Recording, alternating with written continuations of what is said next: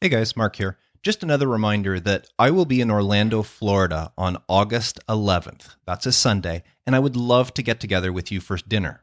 I've already been contacted by a couple of people, but the more the merrier.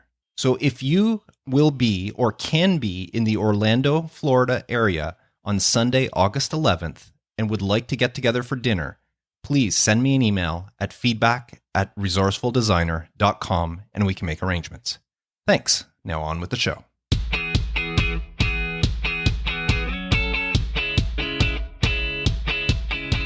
Resourceful Designer, episode 175. 3 criteria to accept or decline design work.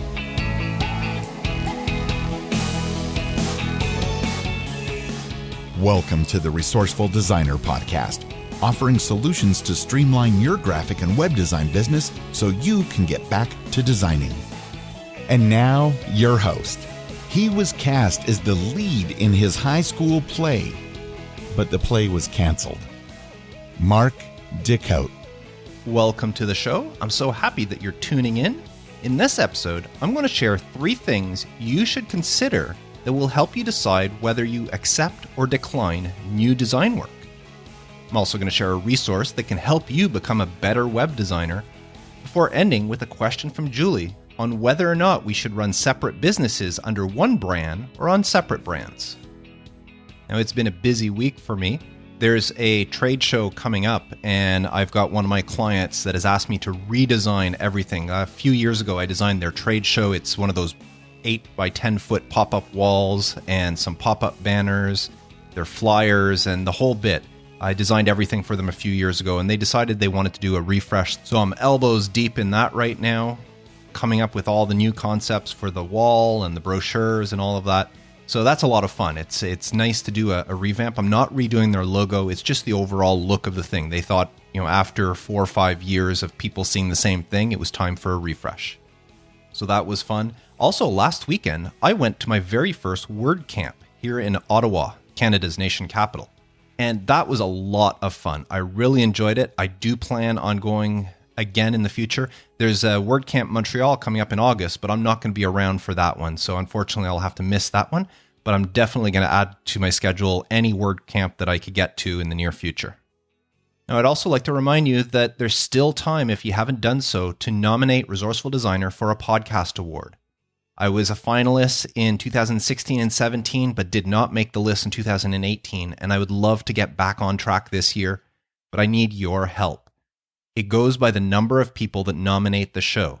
So if you can visit resourcefuldesigner.com/podcast awards, you will have to register with an email address. But once you do, select Resourceful Designer in the Arts category.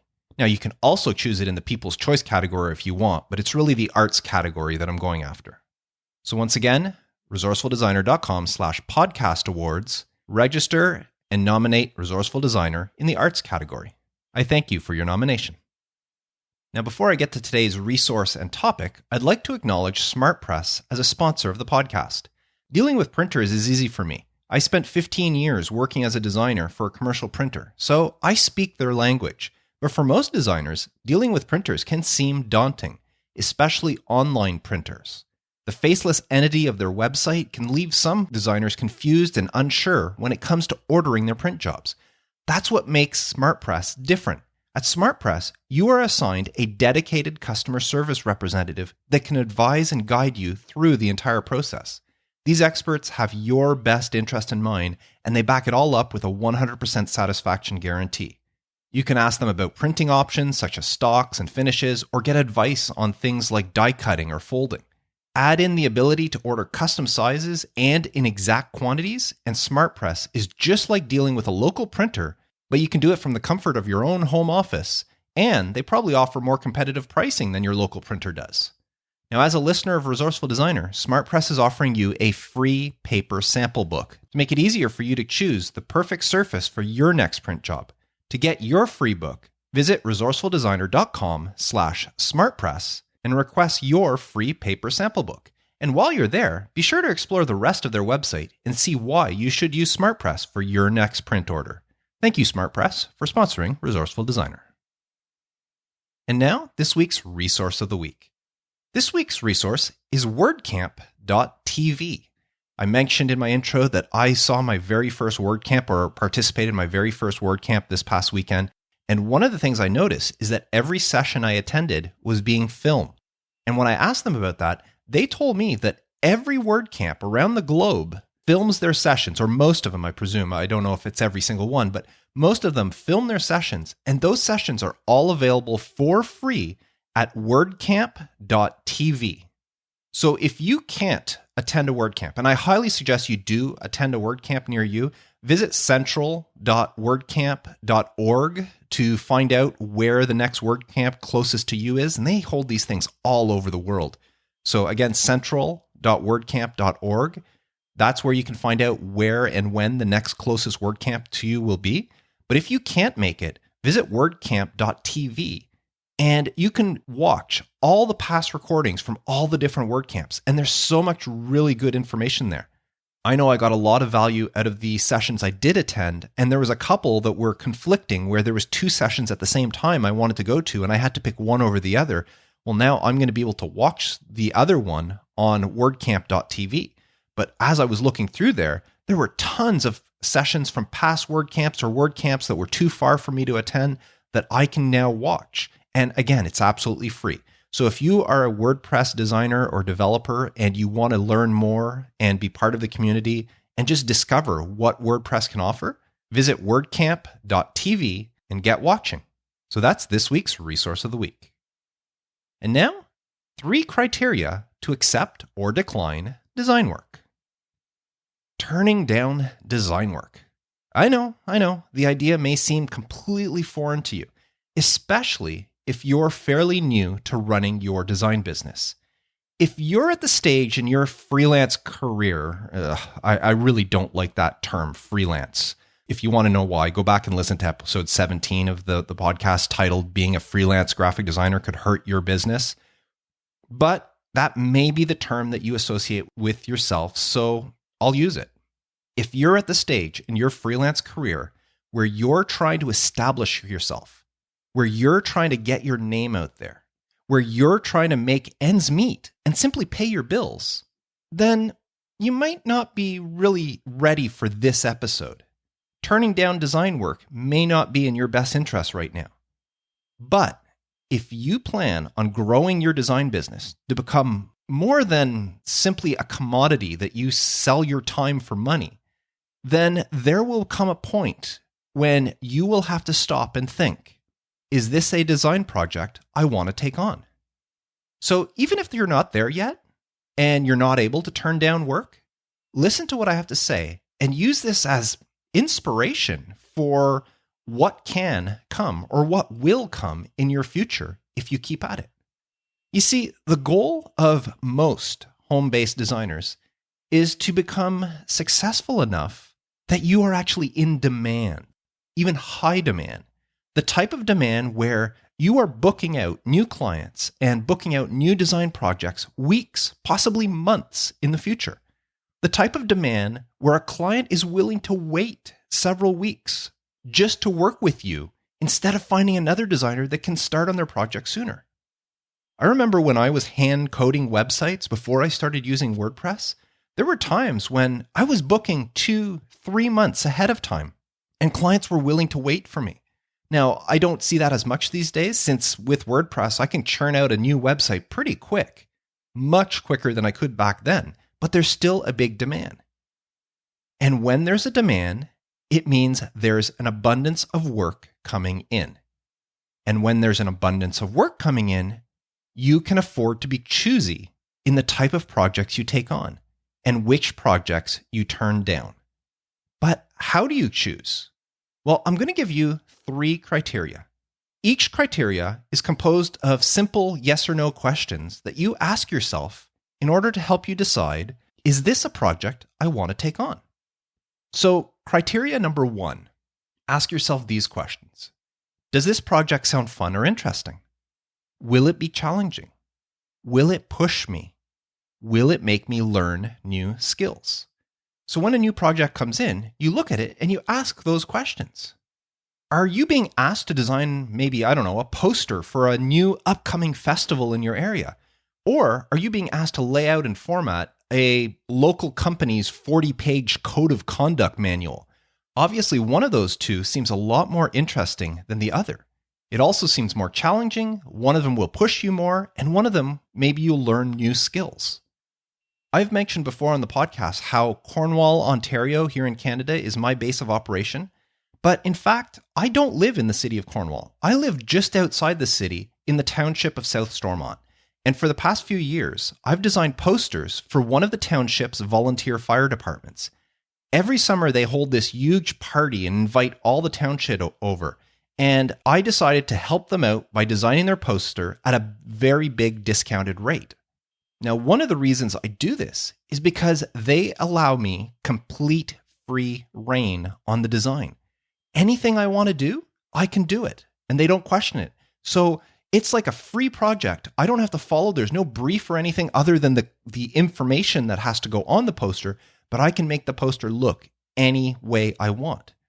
So looking at criteria number 1, does this project sound fun or interesting? Darn right it does. Will it be a challenge? Of course, I get to test out anything I want. Will it push me? Same answer. I can do anything I want, so why not make it push me? And will it make me learn new skills? I use this project every year to try out different things because I can. So in my case, this one definitely is a yes to criteria number 1. Now, criteria number 2 has these questions. Will the project get me a foot in the door? Will it lead me to other work? Will it lead to more interesting work? Will it connect me with people I want to connect with? So you ask yourself those questions, and that's criteria number 2. And again, these are yes or no answers. Years ago, I was asked to, vectorize some images for Parks Canada. Now, Parks Canada is a federal government-run organization that manages all the national parks and all the national historic sites in Canada. They're huge. Now, they have a local office here in Cornwall, Ontario, and they were in a bind at some point under some sort of tight deadline, and they needed someone to just vectorize some bitmap images for them. And someone at the local office knew of me, and they reached out and asked, is there any way I can help them out? Now, I knew this was going to be a boring project because all it involved was opening up a bitmap image in Adobe Illustrator, running auto trace on them, and then save it out. And that was it. It was boring. But I jumped at the chance. One, because I wanted to add Parks Canada as a client, because it doesn't matter how small the project is. Once you do something, you can say, I've worked with that client. So I wanted to add Parks Canada onto my list. And it didn't matter how tedious the job was. And in my case, it paid off. After that project, they started asking me to do more things, and eventually I was asked to design several booklets for national historic sites around the country, as well as informational signs for several museums. So looking back at the questions for criteria 2, will this project get me a foot in the door? In this case, it certainly did. Will it lead to other work? Yes, it did. Will it lead to more interesting work? It certainly did. I went from vectorizing images for them to designing brochures for historic sites that thousands and thousands of people visit every year. And will it connect me with people I want to connect with? That first person reached out to me and asked me if I can do this. But by doing that, my name spread around, and then higher people up in Parks Canada started contacting me. So in that case, it was a boring project that I took on, but it was a definite yes for criteria number 2. Now, criteria number 3, the final one, asks these questions. Is this project profitable? Will I make money on it? Will it bring me recognition or reward? And is it worth my time? Now, the first question, is this project profitable? I want you to remember that being profitable and making money are not always the same thing. Profitable can be interpreted in many different ways. And one way is, does this project or is this project advantageous for me? Or is it helpful to me? Take, for example, if you are trying to break into a certain niche. Recently, we had Craig Burton on the podcast talking about his school branding niche. Well, what if you have a niche that you're trying to break into? Maybe adding a niche-related project to your portfolio is worth more to you than the money you would make on the project. So in criteria 3, where one of the questions is this project profitable? And another one is, I make money on it? Sometimes being profitable is not the same thing as making money. Maybe you won't make a lot of money on it, but if it is profitable in another way, it's worth taking on. Years ago, I took it upon myself to offer free podcast cover art to a few people I knew. I didn't make any money at all on those projects, but it has proved extremely profitable for me as I've now developed a name for myself in that niche. And I am now making good money in that niche because of that. So even though at the time when I took that project on, I didn't make any money, but it was profitable. It did bring me recognition and, well, I don't know about reward, but it brought me recognition. And was it worth my time? Definitely. So those are the 3 criteria that you should think of anytime you get a new project presented to you. Criteria number 1 were questions: does this project sound fun or interesting? Will it be challenging? Will it push me? Will it make me learn new skills? Criteria number 2, will this project get me a foot in the door? Will it lead to other work? Will it lead to more interesting work? Will it connect me with people I want to connect with? And criteria number 3, is this project profitable? Will I make money on it? Will it bring me recognition or reward? Is it worth my time? So anytime you get a new project, ask yourself these 3 questions. And if you answer yes to all 3 of them, then it sounds like a dream project for you, and you should definitely take it on. Anything that gets a yes in all 3 criteria, jump on it. Now, if you answer yes to 2 of the criteria, then you should highly consider taking on the project. It sounds like an ideal job. It might not be the dream job, but it's an ideal job for you. So 2 yeses to the 3 criterias is worth taking on. Now, be leery of any project that only gets a single yes, because chances are it's not really a project worth taking on. If, like, say, criteria number 1, is it fun or interesting? Will it be challenged? Will it push me?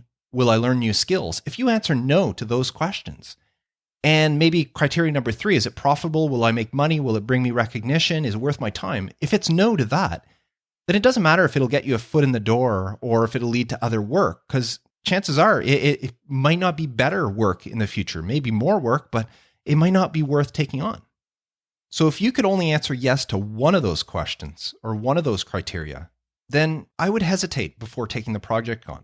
And of course, if you answer no to all 3, then the project is definitely not for you. As always, you should follow your gut. If you're hesitant about a job, even one that passes 2 or 3 of the criteria, then the best course of action is to politely turn it down. You should never take on a project you don't feel right about. So there you have it, the 3 criteria, along with their questions, that can help you decide whether or not to accept or decline design work. Now, I know I threw a lot of questions at you there in the criteria.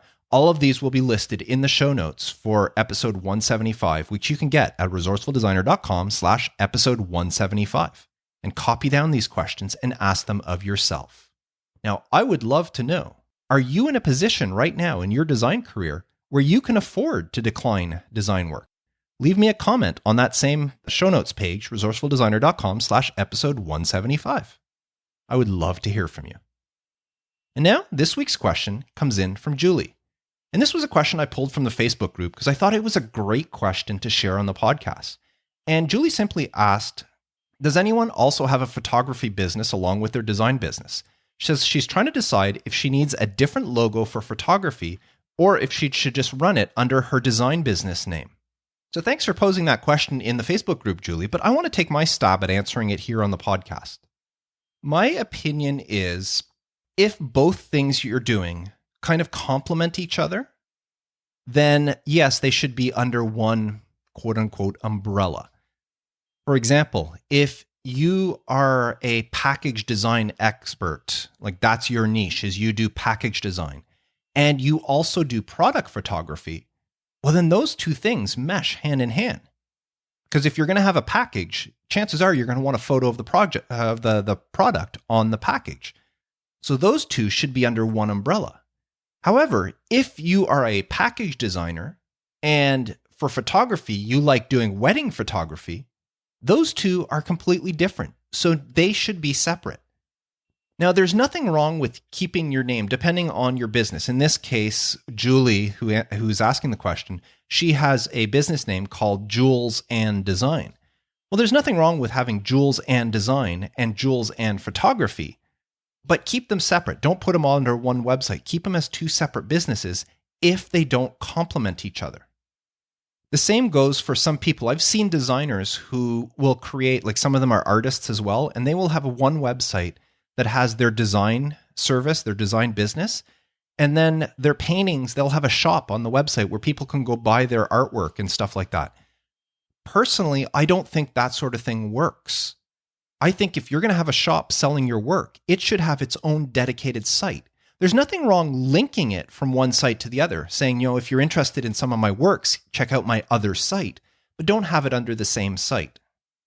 The same thing for Julie. If you have a design business and you do, I don't know what type of photography you do, Julie, but say it's wedding photography, there's nothing wrong with having something on your site that just says, by the way, if you're interested in wedding photography, please visit this website with my wedding photography website. And then you can also, on your wedding photography website, mention something like, do you need wedding invitations? I also do design. Check out my graphic design website here, where I offer to design wedding invitations. So they can complement each other that way, but they should be on separate sites. So to sum it up, if the two businesses you're doing complement each other, not just one complements the other, they have to complement each other, meaning business A has to relate to business B, but business B also has to relate to business A, then they can be together. But in many cases, what I see is business A may relate to business B, but business B doesn't necessarily relate to business A. And if that's the case, then they should be two separate businesses. Now, there's nothing wrong, as I said, to have a similar name like Jules and Design and Jules and Photographer or Photography. But if you're going to do it, you can also change it up altogether. Like you can have Jules and Design, and then it may be JA Photography or something like that. So I hope that answers the question. I thought that one was kind of interesting in the Facebook group and decided to pull it on here on the podcast. Now, I was looking through my questions, and the reason I went to the Facebook group is I don't think I have any questions left in my mailbag. So if you have a question you would like me to answer on a future episode of the podcast, please submit it by visiting resourcefuldesigner.com/feedback. And if you get it in soon enough, I'll be answering it in the next couple of episodes. So thank you very much for tuning in. I want to remind you about SmartPress. Don't forget to visit resourcefuldesigner.com/SmartPress and order your free paper sample book. And be sure to check out their website. They offer some really, really great services. And if you are a web designer using WordPress, there is that wonderful resource of WordCamp.tv, where all the sessions from WordCamps around the world are recorded and available for you to watch for free. So whether you attend WordCamps or not, you can still learn from what happens there. So thank you so much for tuning in. I hope my 3 criteria and the questions associated to them will be handy to you. If so, let me know. Feedback at resourcefuldesigner.com. I always love hearing from you. Until next time, I am Mark Decote, wishing you all the best with your graphic design business, and as always, reminding you to stay creative.